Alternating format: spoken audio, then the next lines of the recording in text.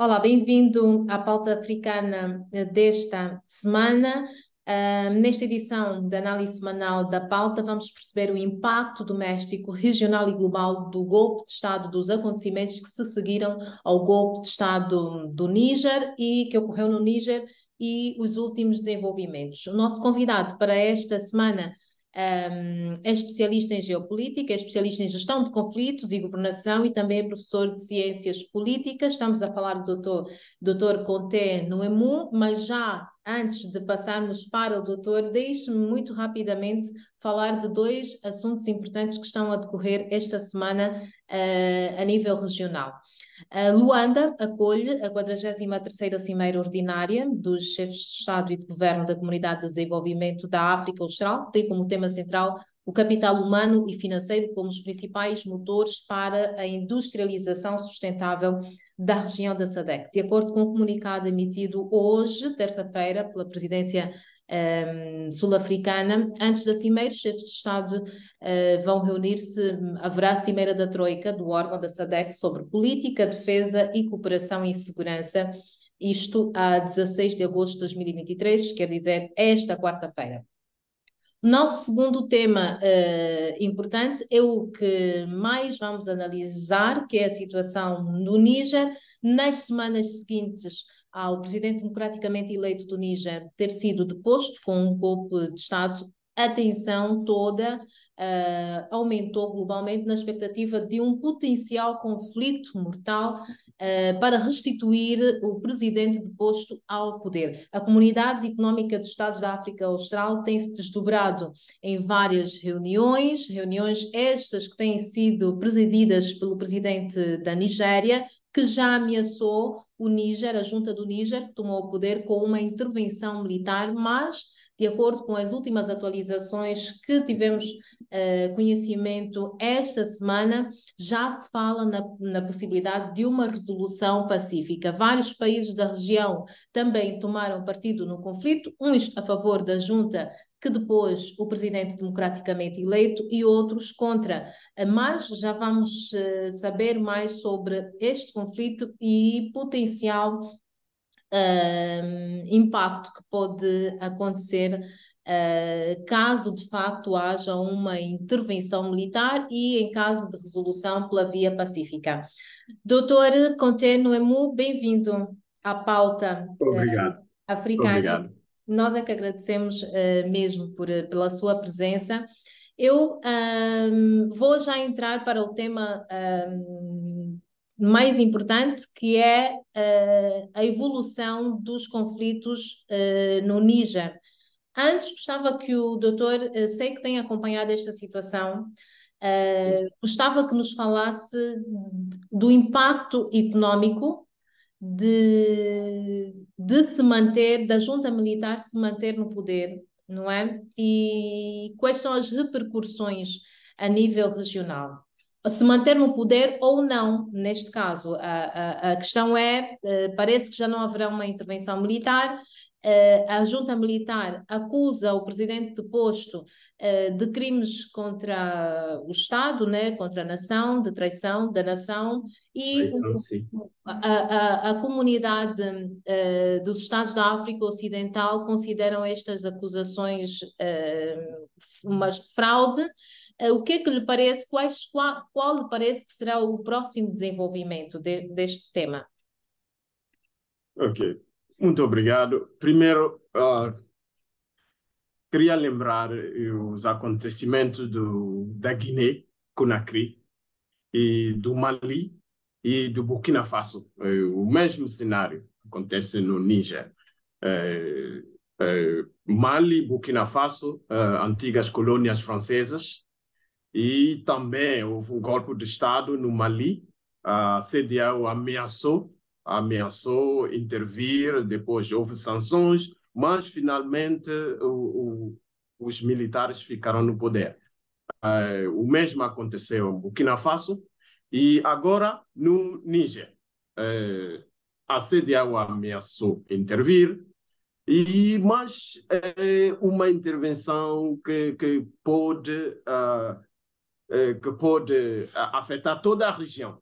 Então, é por isso que houve muitas pessoas a criticar essa intervenção e ameaças da parte da Rússia também, ameaça do Mali, de Burkina Faso, para apoiar o Níger caso o Níger fosse atacado. Isso complicou a decisão de intervir no Níger e fala-se de resolução pacífica desse conflito. Uhum. Caso... perdão? Não, pode continuar, doutor. Ok, sim.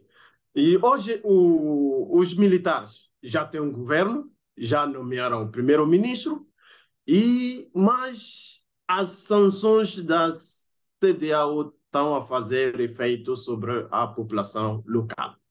E a Nigéria cortou a energia elétrica que fornecia ao Níger, 70% da energia elétrica. Então, estamos a ver o impacto econômico, o impacto social dessas sanções, mas os militares insistem, não vão abandonar o poder, e conforme já explicou, vão julgar o antigo presidente, o presidente deposto porque, segundo ele traiu a nação. Ele traiu a nação porque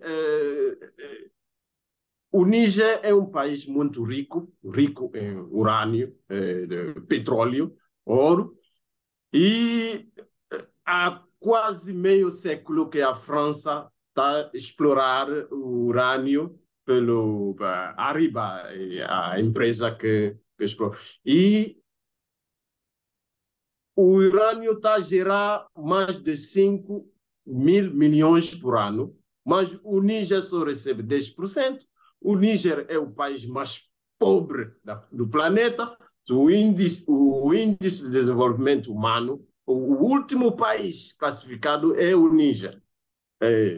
Então, diante dessa situação, dessa catástrofe ambiental, porque a exploração do urânio também causou um desastre ambiental. As pessoas estão doentes, há muitos grupos armados a lutarem para salvaguardar os interesses das populações locais. E é por isso que os militares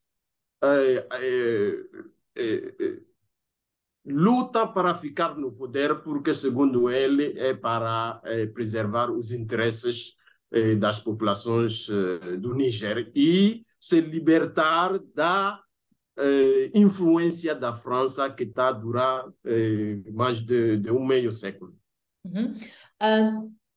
Vimos nas últimas semanas mais países, por exemplo, Burkina Faso também cancelou os acordos da era colonial ou pós-colonial, e agora praticamente romper quase de relações do Níger, e há já uma degradação das relações das antigas ex-colónias da França naquela região. Qual lhe parece que será o impacto económico e o que é que poderá mudar nas relações diplomáticas, na diplomacia económica destes países com o Ocidente, principalmente com a França? Avista-se aí um virar de modelo de formas de negociar acordos económicos, não só entre estes países, mas também será que mais países poderão seguir esta linha de atuação? O que é que lhe parece que vai acontecer? Esperamos que, se fosse sucedido, se as antigas colônias conseguem se libertar da França, primeiro teremos um impacto econômico muito grande, A França corre o risco de perder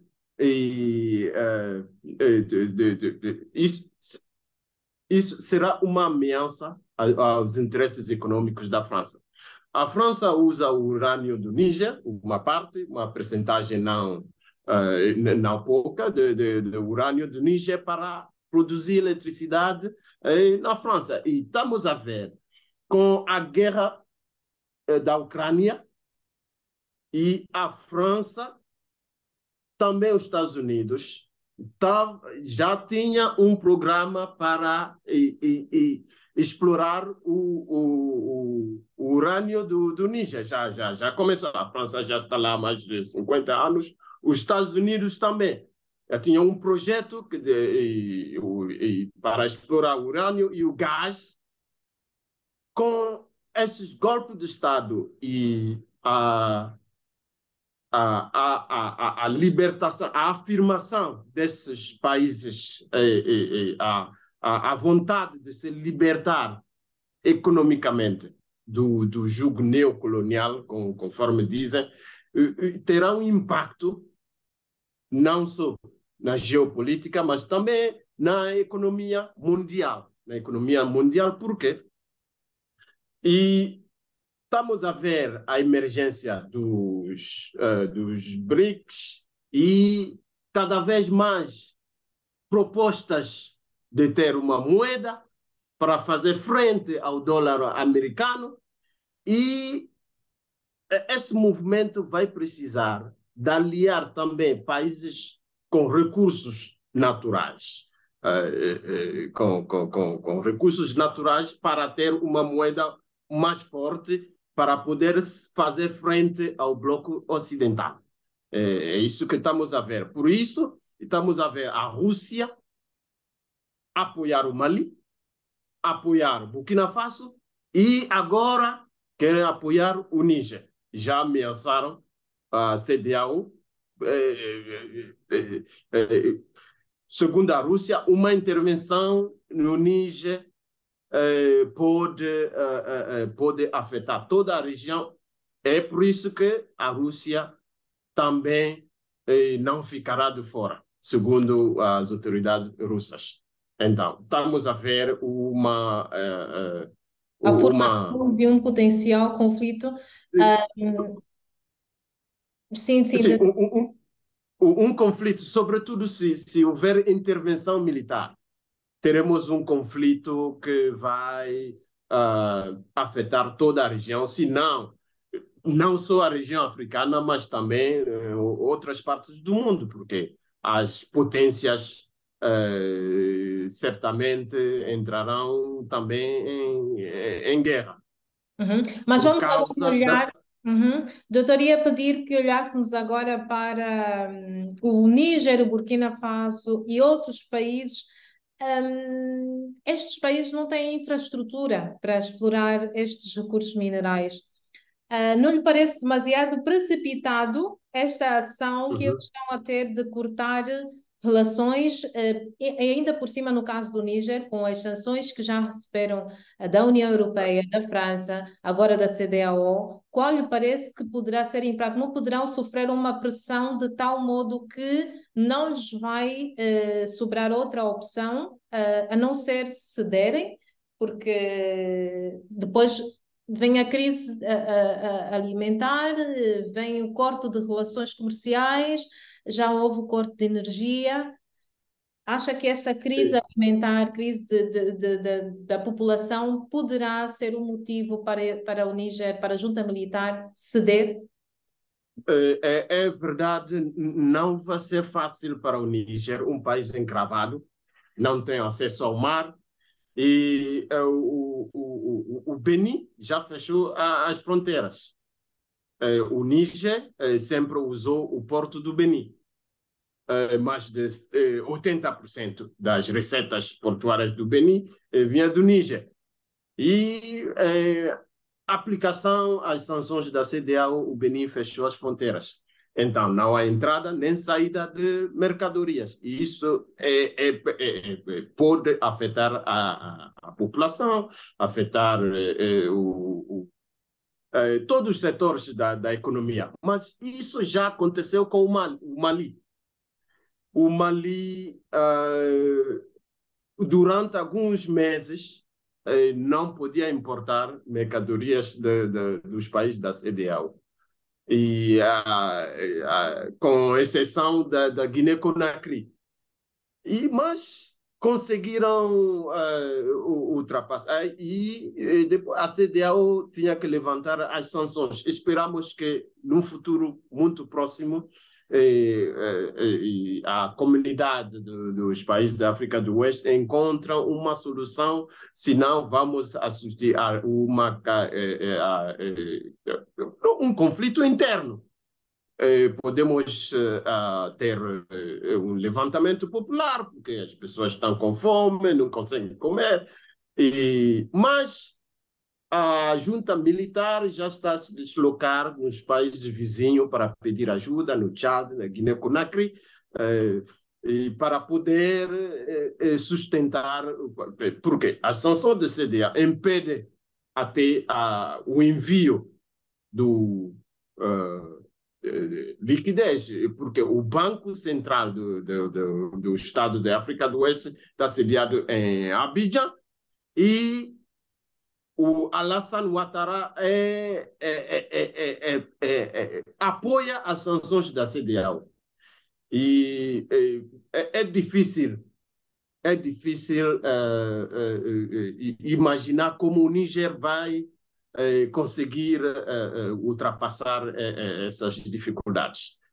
E o outro lado, o apoio da Rússia em armas só vai proteger a junta militar para se manter no poder, mas no que diz respeito à alimentação, os medicamentos, eu penso que o Níger tem muitos problemas pela frente. Muito bem, vamos passar para o nosso outro tópico.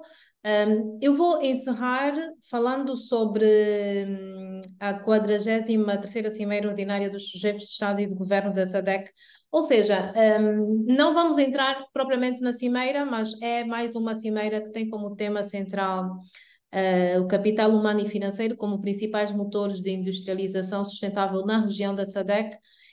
Se calhar antes de passarmos para muito rapidamente olhar para as expectativas em torno da Cimeira dos BRICS, podemos olhar já para isto. Como é que lhe parece que está a comunidade da África, da SADC? Como é que está, como é que está o desenvolvimento da Comunidade de Desenvolvimento da África Austral? Parece-lhe que está mais funcional? As trocas comerciais estão mais integradas? O que é que lhe parece? Nos últimos 5 anos, a comunidade, a SADC, conseguiu se desenvolver economicamente, até politicamente, uma aproximação entre os Estados, mas até hoje a livre circulação das pessoas e dos bens ainda não é efetiva. E sabemos que a estabilidade política, tirando os conflitos na RDC e em Moçambique, temos uma estabilidade política que pode impulsionar a economia da SADC. E é preciso acelerar a implementação do protocolo de livre circulação das pessoas e dos bens para acelerar o desenvolvimento econômico. Porque sem circulação das pessoas e dos bens, por exemplo, a pauta aduaneira, até hoje, os produtos importados dentro da SADC continua a ser produtos, a pauta aduaneira muito elevada, e não devia ser assim. Uma livre circulação sem taxas aduaneiras para impulsionar a exportação dentro dos países. É por isso que essa cimeira é muito importante, o capital humano, mas também o capital financeiro. Mas não devemos esquecer as barreiras. Uhum. Muito bem. Seguindo, já falta muito pouco para a tão falada Cimeira dos BRICS. Dois temas continuam a martelar o top de todas as expectativas, que é se de facto haverá entrada de novos membros nos BRICS e como é que isto pode alterar a balança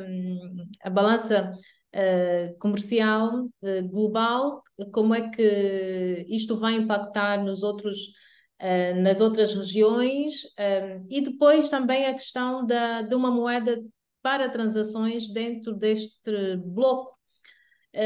O que é que lhe parece, doutor? Vários países já manifestaram vontade de entrar de fazer parte deste bloco. Nas últimas análises aqui da pauta, nós vimos que alguns países, mesmo africanos, questionam-se por que só a África do Sul faz parte do bloco, mas uma coisa que eu gostava de voltar a colocar é, nos anos anteriores, antes desses conflitos entre a Rússia e a Ucrânia, não se viu tantos países manifestarem vontade de fazer parte deste bloco. O que é que Sim, aconteceu? isso. Parece que aconteceu. O que aconteceu é que as sanções impostas pelos Estados Unidos e o bloco ocidental, porque ele tem controle do sistema financeiro. Aí conseguiram impor sanções sobre a Rússia, sobre outros países. Ele consegue impor sanções quando os seus interesses são ameaçados. E é por isso isso que levou outros estados a pensar em desenvolver uma moeda para trocas bilaterais e fazer frente ao sistema ocidental. O dólar que há muitos anos é a moeda